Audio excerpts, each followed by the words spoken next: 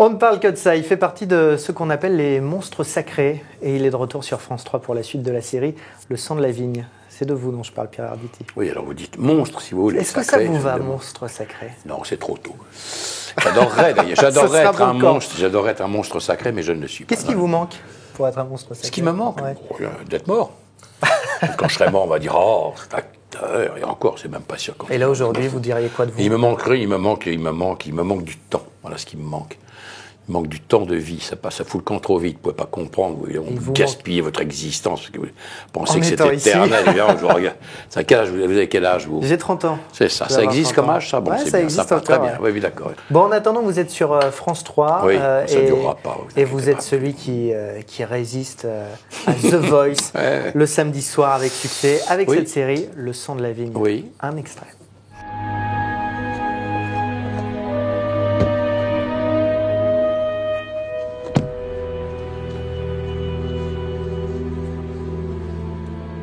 Les propriétaires du coin sont sur le pont, on dirait. Hein. Ils ressemblent à des fantômes avec leurs torches. Oui, mais pourtant ils sont bien réels. Effectivement, en ce moment, ils sont en train de nous observer, puis ils doivent se dire, ils vont se paumer, ces deux étrangers. Hein, notre honneur est en jeu, Mathilde. T'inquiète. Bon, allez, viens.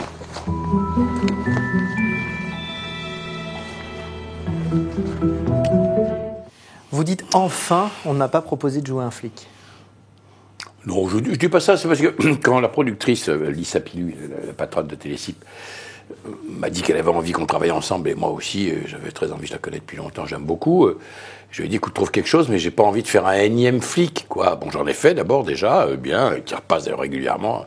Sauveur Giordano, ça n'en finit plus de passer, mais très bien. J'avais envie de faire autre chose, bon, d'un personnage un peu plus atypique, ou d'une autre morphologie.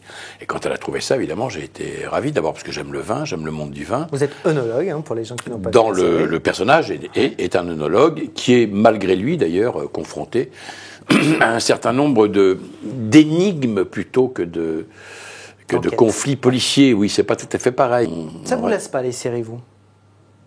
Mais pourquoi voudriez-vous que ça? Parce qu'il y a pas mal d'acteurs qu'on reçoit ici qui nous disent, ah non, moi une série télé, faire X épisodes... D'abord, ils n'en savent rien, parce que déjà, pour faire X épisodes, il faut avoir du succès. Et donc, il y a des tas de séries où il n'y a pas X épisodes parce qu'elles n'ont pas de succès. Si vous tournez, bon, je ne vais pas citer personne parce que ce ne serait pas bien, mais si vous tournez une série de télévision, y compris quand elle a un succès, a fortiori quand elle a un succès absolument colossal, bon, il y a des gens comme ça qui ont tourné, comme c'est une série, qui ont fait pratiquement leur carrière entière sur ça.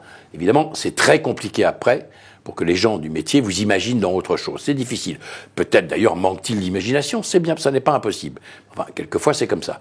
Évidemment, moi j'ai pas fait comme ça. J'ai fait des séries de télé, mais j'ai aussi fait du cinéma, j'ai aussi fait du théâtre.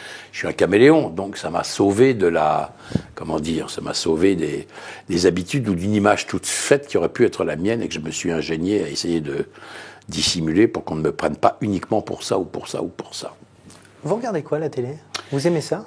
La télévision? Oui, mais je ne la regarde que la nuit, parce que je suis insomniaque. Je regarde beaucoup les chaînes d'infos. D'ailleurs, je les regarde un peu trop en boucle, parce que je m'aperçois que tout ça, c'est un des débats en ce moment-là. On ressasse, on reprend un truc qui est large comme un ongle, et on en fait... Si on regarde ça la nuit, on a l'impression que le monde va sauter, parce que quelqu'un a dit ça ou a fait ça. Bon, donc à un moment donné... C'est un peu dangereux. Je regarde ça, je regarde les chaînes d'histoire, ça me plaît beaucoup. Puis de temps en temps, je tombe sur un film que j'ai pas vu, que j'ai envie de voir, ou un débat, ou un talk show, ou je sais pas moi, des acteurs que j'aime et que j'ai pas vu depuis longtemps, des gens qui me font vraiment rire, pas ceux qui me font pas rire. Il y en a qui me font pas rire en ce moment, mais il y en a qui me font beaucoup rire. Qui sont de véritables humoristes, par exemple, et j'aime pas ce mot parce que ça veut rien dire. Et qui vous ne fait pas rire alors, Pierre Arditi? Bon, écoutez, qu'on boucle la boucle? Je citerai pas le nom, on le cite beaucoup en ce moment, mais il me fait pas rire parce que je le dis d'une manière d'autant plus regrettable qu'il m'a fait rire. À une époque où il était ce qu'on appelle humoriste. Aujourd'hui, il a cessé de l'être, mais c'est tant pis pour lui s'il ne s'en rend pas compte. L'essentiel, après tout, c'est que d'autres s'en rendent compte à sa place. C'est un peu dommage parce que c'est quelqu'un qui avait beaucoup de talent. Vraiment beaucoup de talent. Ça, je peux en certifier. Je l'ai vu, je l'ai entendu quand il bossait avec Elie, Moon, tout comme ça. Il était vraiment formidable. Vraiment formidable. Là, je sais pas, il y a quelque chose qui a fait naufrage. Bon, on en a assez parlé, j'ai pas envie d'en parler plus que ça. Je vous ai vu, moi, à la télé chez Cyril Hanouna. Ah oui. Et je me suis demandé qu'est-ce qu'il fait là, ce garçon? Exactement. Je me suis dit, qu'est-ce qu'il fait dans cette galère? Est-ce que c'est vraiment la télé qu'il aime? Eh bien alors je vais vous dire, il y a deux écoles. Soit je vous dis la vérité, et auquel cas je suis un honnête homme, et c'est ce que je vais faire, soit je baratine et je ne suis pas digne de ce que je viens de vous raconter. Donc la vérité, c'est que cette émission, je ne la regarde pas beaucoup, et qu'honnêtement, ça n'est pas tout à fait ma tasse de thé. Mais on m'a expliqué, parce que c'est comme ça, c'est ce que disait un jour, on dit un jour à Mastroianni, vous êtes trop jeune et vous ne l'avez pas vu, vous, il était là, il faisait une émission de talk-show, je ne sais pas, pour présenter un film. Et alors on lui dit, mais qu'est-ce que vous faites là? Il disait, c'est le producteur qui m'a dit que je sois là, là je suis là. Donc on m'a dit, non, mais vas-y, ils sont très gentils, il faut que tu y ailles, c'est très regardé pour le redémarrage de la saison du Sang de la Vigne. Donc je suis allé, parce que voilà, je ne méprise personne, mais enfin, c'est pas forcément les émissions dans lesquelles je vais souvent, le plus souvent. D'ailleurs, il m'a dit, mais pourquoi tout ça, ça vous gêne pas d'être là, comme ça. Il est allé un peu à fleur et moucheté, et moi aussi, parce que je n'avais pas envie d'être désagréable. Il y a deux écoles. Soit on dit non, je déteste pas, et je déteste ça, et j'y vais pas, et si j'y vais, je joue le jeu. Parce que si j'y vais pour tirer la tronche et faire comprendre aux gens qui me reçoivent que ce sont des gens que je méprise, j'y fous pas les pieds, sinon c'est pas cohérent. Mais je ne le regrette pas. Je ne le renie pas, je continue de penser que cette émission n'est pas complètement ma tasse de thé, mais que j'y ai été très bien reçu et que je n'ai aucun mépris pour les gens qui la font. Voilà. Je reviens sur votre âge.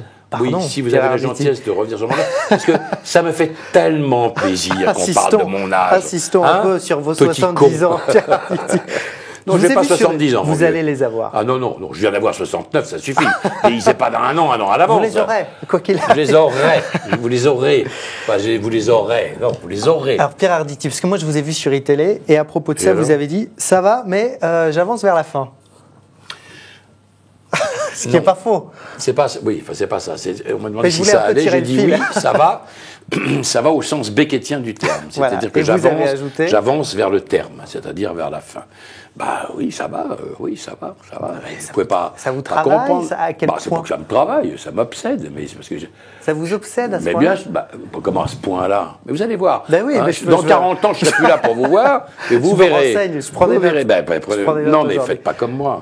Puis moi, si vous voulez que je vous dise, malheureusement, je suis confronté à chaque heure, de chaque minute, de chaque seconde, de chaque jour, de tout ce qu'il faut, je suis confronté à moi-même. Même si je ne veux pas être narcissique, et malheureusement je le suis terriblement, qu'est-ce que vous voulez que je vous dise? Je me lève le matin, je vais à la salle de bain, je vois ma tronche, je me dis, bon, ouais, ça va. Bon, après, les barbouilles comme ça me va toujours pas, et puis ça c'est pas une histoire qui va s'arranger. Jamais eu la tentation de raccrocher. C'est impossible. De raccrocher? Ouais. Pourquoi faire? Je sais pas. Pour me mettre dans un transat et attendre la mort? Ouais. C'est ça que vous voulez que je fasse dans la vie? Mais ça ne m'intéresse pas. Il y a plein de gens qui font ça. Comment? Il y a plein de gens qui font ça. Oui, mais ils font comme ils veulent. Mais peut-être parce qu'ils ont eu des vies moins marrantes que la mienne. La retraite, pour un acteur, c'est la mort. Voilà. Ça existe, la retraite, c'est quand l'acteur est mort. Pierre Arditi, un mot sur l'actualité, puisque vous regardez les chaînes infos toute la nuit. On allait y arriver. Évidemment. Vous aviez soutenu François Hollande. Oui. Il traverse une zone de turbulence autour de sa vie privée. Oui. Déjà, ce déballage, vous qui regardez les chaînes infos, ça vous inspire quoi? Ça m'inspire beaucoup d'inquiétude. Pas pour lui, mais pour la presse qui est en train de monter en épingle quelque chose qui finalement, somme toute, et on ne m'en voudra pas, car je pense que c'est sûrement assez douloureux pour une des deux dames en question, qui est quand même une chose qui est, pardon, totalement anecdotique. Excusez-moi. Je veux dire que quand j'entends les commentaires de dire qu'il faut que François Hollande s'en aille et remette sa démission, on se fout de la gueule de qui, là? C'est une plaisanterie. On se fout de la gueule de qui? Personne. On peut ne pas être d'accord avec la politique du gouvernement actuel, on peut ne pas être de gauche. Qu'est-ce que ça veut dire, cette histoire? Alors ça voudrait dire que, par exemple, quand le président de la République décide d'envoyer l'armée au Mali, il a pris l'avis de sa compagne, éventuellement c'est sa compagne qui lui aurait éventuellement dit d'envoyer l'armée au Mali. Mais on se fout de la gueule de qui? C'est une plaisanterie. Personne n'a élu la première dame de France. D'ailleurs, il y a tout un problème là-dessus sur le statut de la première dame de France. Donc, en rien, tout ça ne nous regarde. Alors après, on dit, oui, mais le président de la République n'est pas un citoyen comme les autres. Mais à ce niveau-là, si. Je suis absolument désolé, je ne voudrais pas rentrer dans des détails graveleux, mais à ce niveau-là, si. Le président de la République est fait comme nous, en tout cas comme moi. Exactement de la même manière, il a le même truc en bas, il peut avoir les mêmes pulsions, il peut être amoureux, pas être amoureux. À partir du moment où ça n'influe pas, ça ne dénature pas les décisions qu'il doit prendre et qui n'ont rien à voir avec sa vie privée, je ne vois pas de quoi on se mêle. Mais ça, honnêtement, De grâce, laissons ça de côté. Ça ne changera absolument rien aux données des problèmes que le pays traverse aujourd'hui. De grâce. Merci beaucoup Pierre Arditi. Voilà. D'être venu au Figaro pour parler, on le rappelle, du sang de la vigne. Oui, c'est vrai le samedi soir. On a perdu de vue. Le samedi soir sur France 3. Voilà. Je suis très content parce que la série, elle marche très bien. Et c'est donc samedi soir sur France 3. Samedi soir, 30 ans. Rendez-vous dans 20 ans, je serai encore 69. Là. Oui, dans 20 ans, on boit un café ensemble et vous me reparlerez, mais dans 20 ans, vous aurez 50 ans.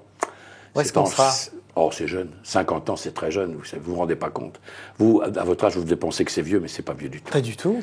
Oui, non, c'est pas vieux du tout. 50 ans, j'adorerais avoir encore 50 ans.